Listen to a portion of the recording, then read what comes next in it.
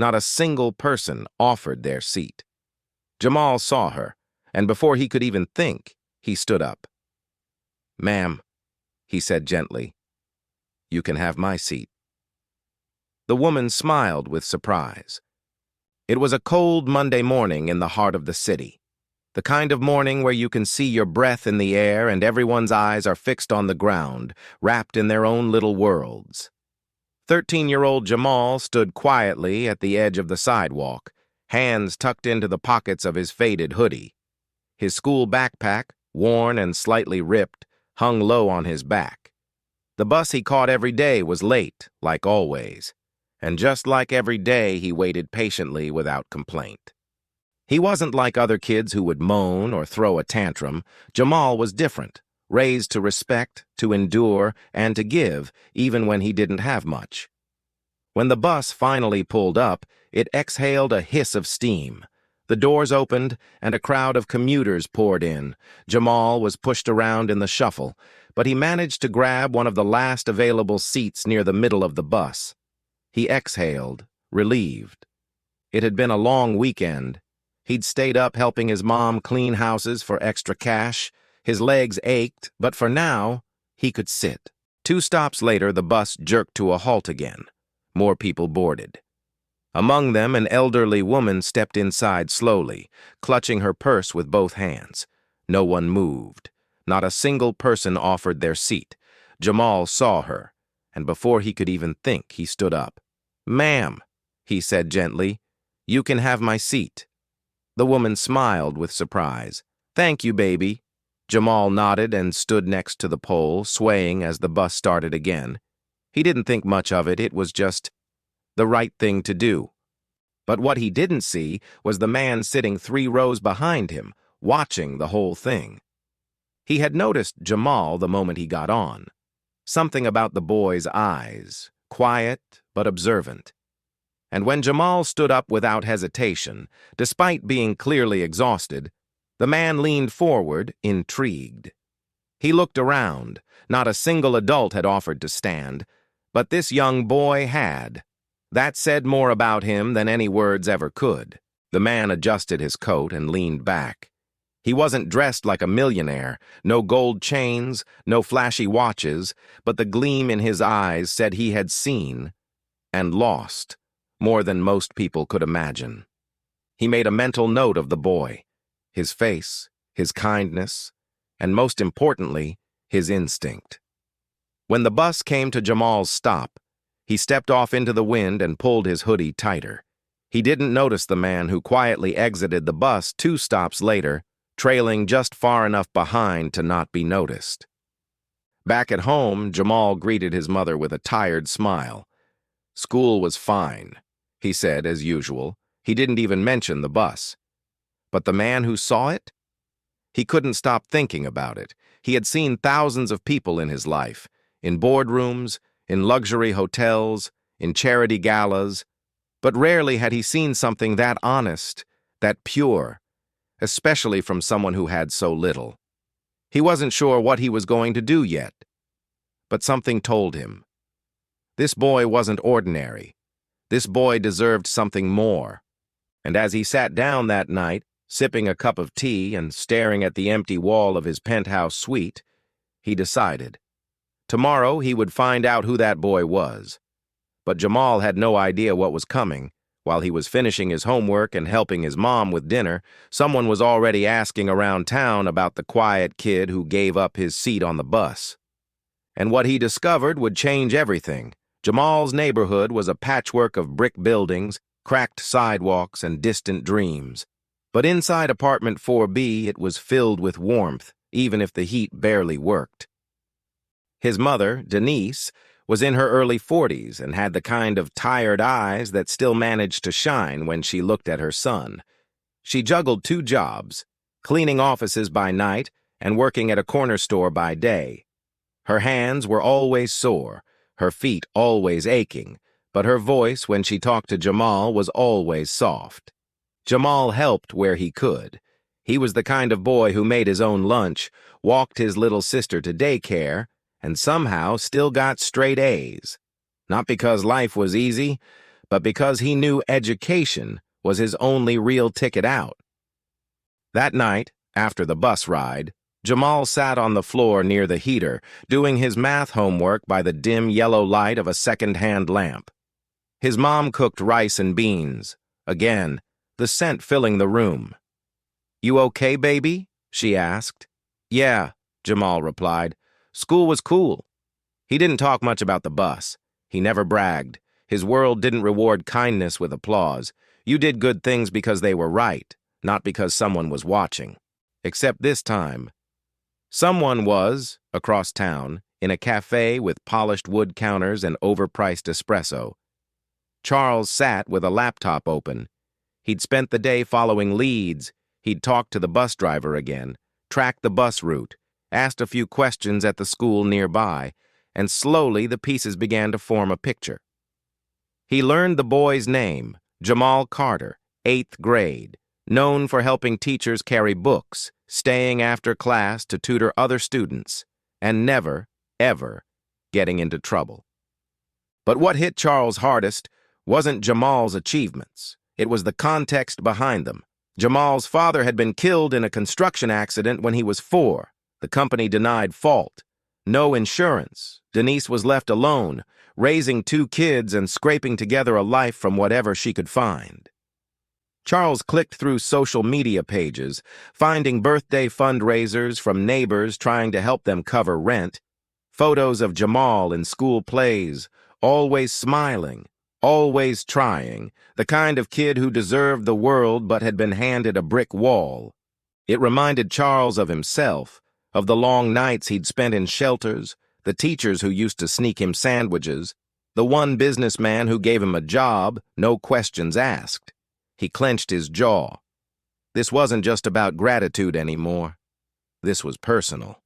The next morning, Denise got Jamal ready for school like always. Peanut butter sandwich, banana, backpack double-checked. "Love you, Ma," Jamal said, kissing her cheek as he left. She smiled. "Make today count, baby." She didn't know that as Jamal walked to the bus stop, a black car parked a block away was watching. Charles had found them. He didn't knock on their door. Not yet. He wanted to know more, wanted to be sure. Because when he did knock, it wouldn't be empty-handed. Inside the apartment, Denise sat at the kitchen table, reviewing overdue bills, one for the electric, one from the landlord, one from the doctor's office. Her back had been hurting for months, but there was no time to get it checked. And then, a quiet knock at the front door. She opened it slowly. A man in a dark coat stood there, polite and calm. He didn't say much. "Excuse me, ma'am. I'm looking for someone named Jamal." Denise's heart skipped. Who was this stranger? What did he want with her son? The answer would turn their world upside down. Denise froze at the door, her hand tightening on the knob. The man standing before her didn't look dangerous, but something about him felt significant.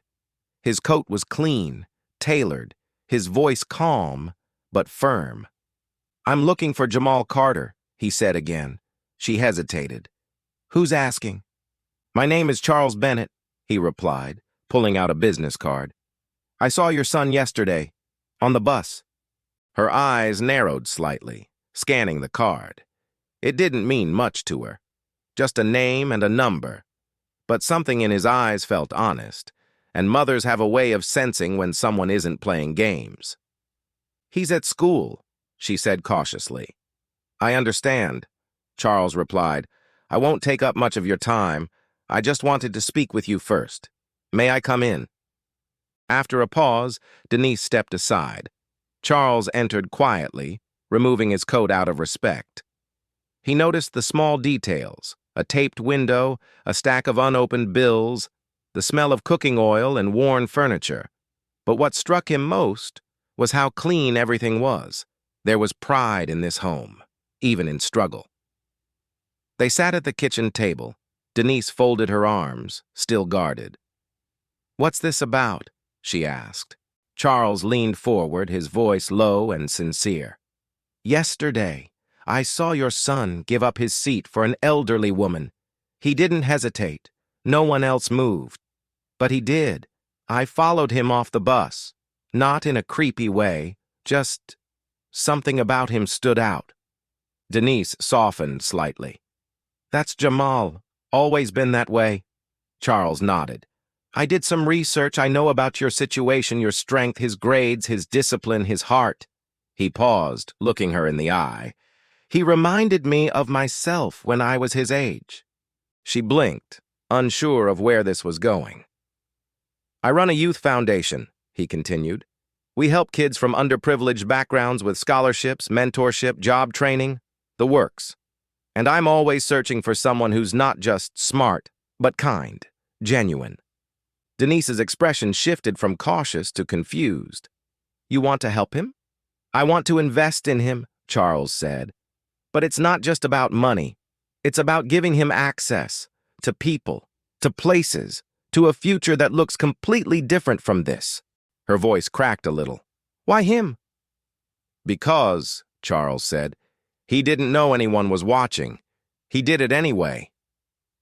She looked away for a moment, eyes misting. We don't take handouts. This isn't charity, Charles said gently. This is a partnership. A silence settled between them, heavy but not uncomfortable. That afternoon, Jamal came home to find his mom sitting on the couch with a stranger. Ma? He asked, setting his bag down. Jamal? This is Mr. Bennett, she said. He saw you on the bus yesterday. Jamal looked confused. Okay. Charles smiled. You probably don't remember me. I was sitting behind you. I saw what you did for that woman. Jamal shrugged. It was nothing. That's exactly why it meant something. Charles stood and extended a hand. How would you like to come see something tomorrow? Something I think you'll really like. Jamal looked at his mom, who gave a small, uncertain nod. Okay, he said. The next day, Charles picked them up in a modest black SUV, not flashy, just clean, respectful. They drove out of the city through better neighborhoods to a brick building that looked like a school and community center fused into one. This is one of our youth centers, Charles explained. We offer classes, tech labs, mentorship programs, everything I wished I had when I was a kid. Inside, Jamal was greeted like family. Staff smiled at him. Other kids played in organized spaces, coding, reading, discussing ideas. He had never seen anything like it. Charles watched him closely. You belong in a place like this, he said quietly. But as Jamal took it all in, the computers, the books, the opportunities, Charles made an offer that stopped him in his tracks. And what he asked for in return wasn't money. It was something far more valuable. As they walked through the center, Jamal couldn't stop looking around. Everything felt unreal. Classrooms with state-of-the-art computers, a library bigger than his entire apartment, walls covered with photos of smiling students, success stories, and quotes like, "Kindness is the seed of greatness."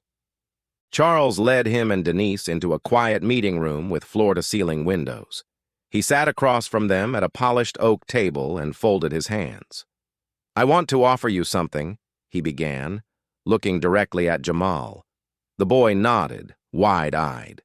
A full scholarship to any private high school of your choice, mentorship from leaders in business, tech, and education, a laptop, transportation, food stipends, and, if your grades stay high, support through college. Denise's hand flew to her chest. Wait, all of that? Charles nodded. And more, if needed. Jamal was stunned. He had dreamed about something like this. Silently, secretly. But never thought it could actually happen. But then Charles leaned in. There's one condition. Jamal tensed. His mom did too. Charles paused, then spoke slowly. You have to promise me you'll keep doing what you did on that bus. Jamal blinked. What do you mean? I mean, stay kind. No matter how high you rise, no matter how much money, opportunity, or praise comes your way. Stay that kid who stood up for someone who needed it even when no one else did. Jamal nodded quietly, but Charles continued. This program will give you access to rooms you've never been in. But those rooms can change people, make them forget where they came from. I don't want that for you. I want you to grow, but stay rooted. Jamal looked at his mom. She gave him a small, teary smile. I can do that, he said. Charles leaned back, satisfied. But, he added, you also have to give back, starting now. That weekend, Jamal was back at the center, not as a visitor, but as a volunteer. He helped younger kids with reading, showed a little boy how to build a robot from a kit, helped serve snacks, and every time he smiled or gave encouragement, someone noticed. Charles watched from a distance, nodding to a staff member. That's the one.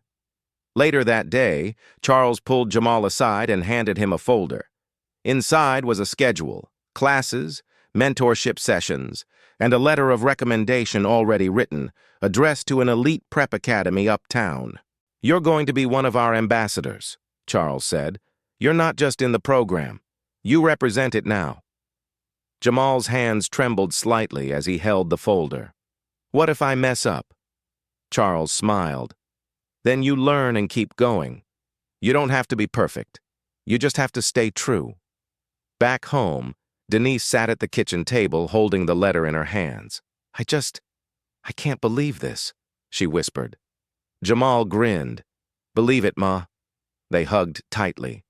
No words needed. That night, Jamal lay awake, staring at the ceiling. Everything felt different now. Not just hopeful, but possible. The next week, he wore a new uniform and stepped onto a new bus route, one that took him away from cracked sidewalks and toward marble hallways. And when he got on that bus, yes, he found a seat. But when a pregnant woman boarded a few stops later, Jamal stood up again. No cameras, no crowd, just instinct.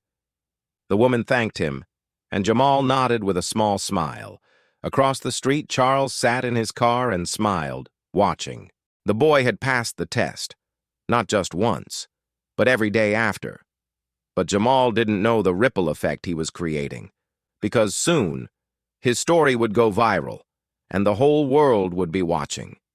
The photo of Jamal helping the little boy lit a spark online, and within hours, it caught fire. By the next morning, the center's social media inbox was flooded. Comments poured in from across the country. We need more kids like this. This made me cry. What a beautiful soul. Protect this boy at all costs. News stations reached out. Bloggers, podcasters, even a national morning show producer sent an email with the subject line, "We want Jamal." Charles was the first to see it coming. He pulled Jamal and Denise aside one evening. This attention, it's a lot, he warned, but it can also be a platform if you're willing. Jamal looked up at him. What do you mean?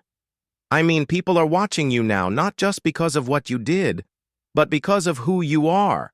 And that gives you power. You can use this moment to inspire others, to lead. Jamal hesitated. But I'm just a kid. Charles smiled. Exactly, and that's what makes it powerful. Soon, Jamal became the youngest public ambassador the foundation had ever seen.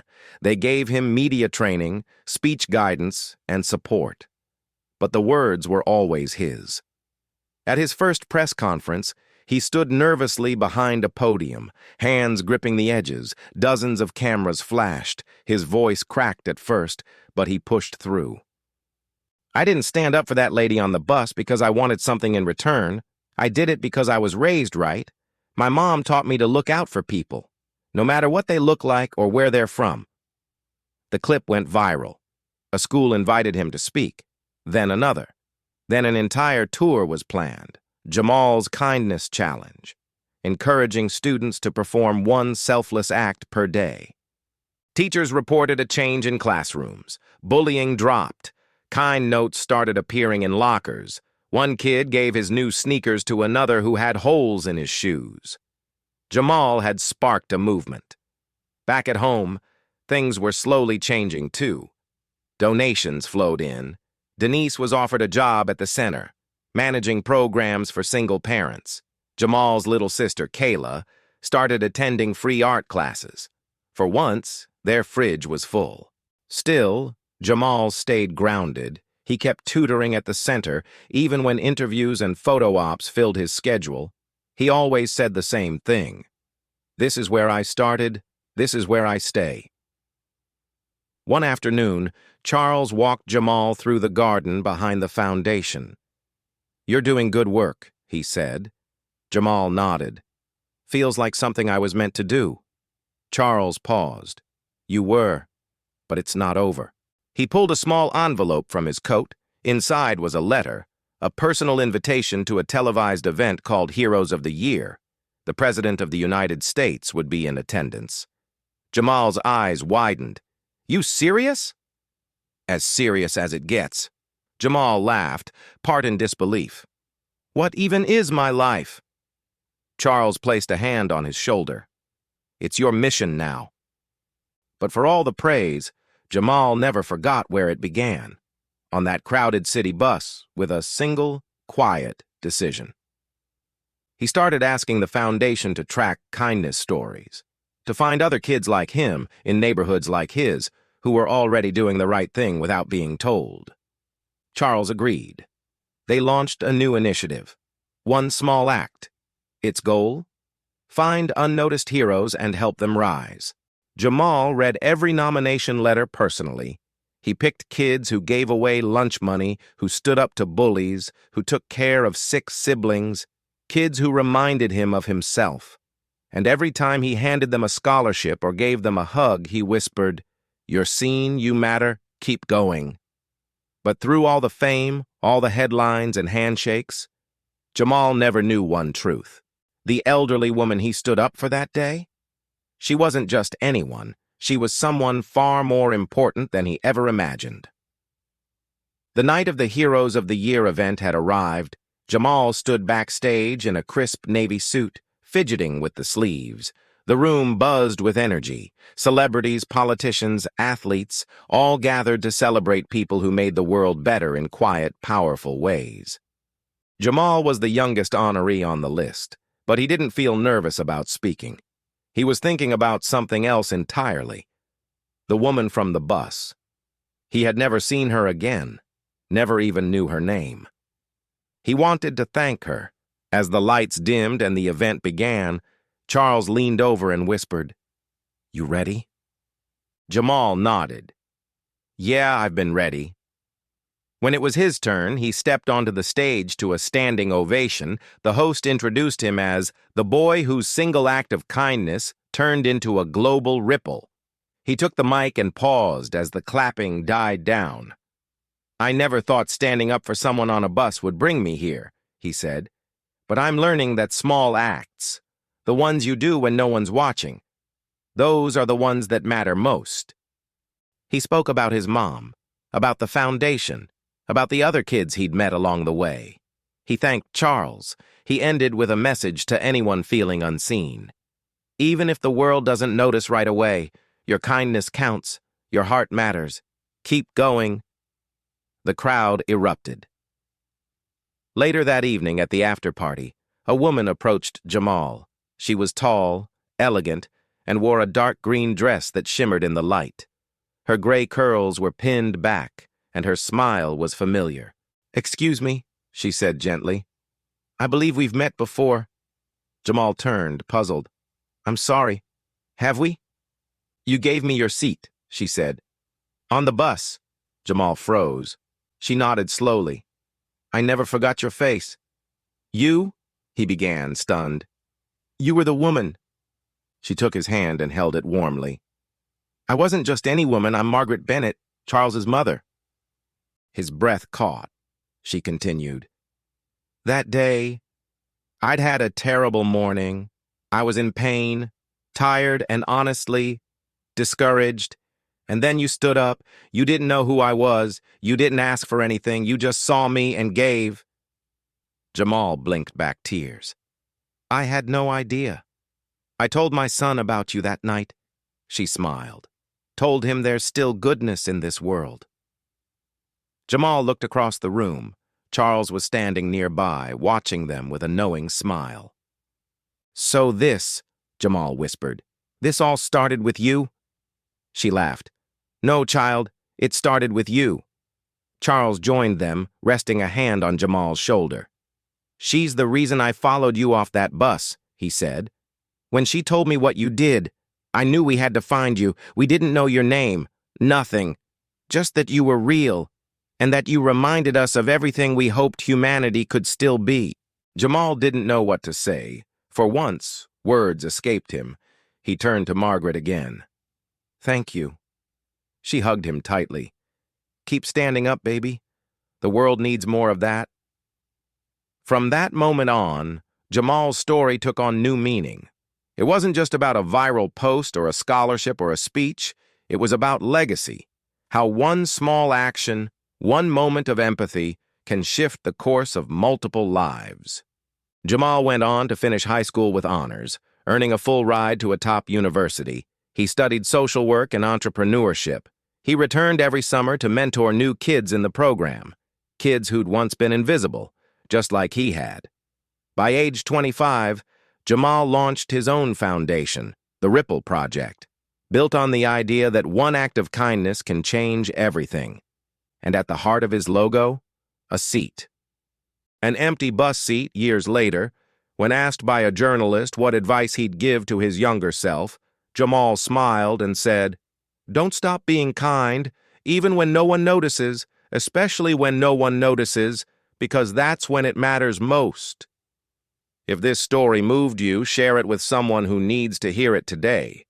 Drop a comment below with your own small act of kindness, and hit that like button to spread the message. And don't forget to subscribe for more powerful stories that prove one moment can change a life.